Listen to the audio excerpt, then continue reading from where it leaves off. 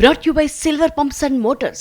Top quality और consistent performance के लिए सिर्फ सिल्वर पंप्स नाम याद रखना. అందరూ ఊహించిందే కానీ కాస్త ఆలస్యంగా చెప్పారు త్రివిక్రమ్. నెక్స్ట్ సినిమాలపై ఉన్న కన్ఫ్యూజన్ అంతా ఒక్క ట్వీట్తో క్లియర్ చేశారు నాగవంశీ.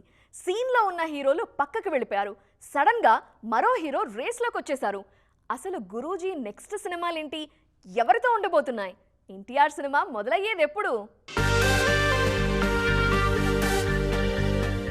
త్రివిక్రమ్ నెక్స్ట్ సినిమాలపై కావాల్సినంత క్లారిటీ వచ్చేసింది. ముందు నుంచి వినిపిస్తున్నట్లుగానే వెంకటేష్ తోనే గురూజీ నెక్స్ట్ ప్రాజెక్ట్ చేయబోతున్నారు. హారిక హాసిని క్రియేషన్స్ లో ఈ సినిమా రాబోతోంది.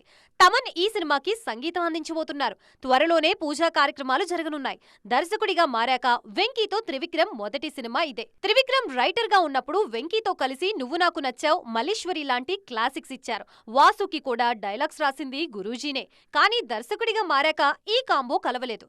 ఇన్నేళ్లకు కలిసి ఓ సినిమా చేయబోతున్నారు. అది కూడా సంక్రాంతికి వస్తున్నాం లాంటి బ్లాక్ బస్టర్ తర్వాత వెంకటేష్ చేయబోయే సినిమా కావడంతో అంచనాలు భారీగా ఉన్నాయి. వెంకీ తర్వాత జూనియర్ ఎన్టీఆర్ సినిమా చేయనున్నారు త్రివిక్రమ్.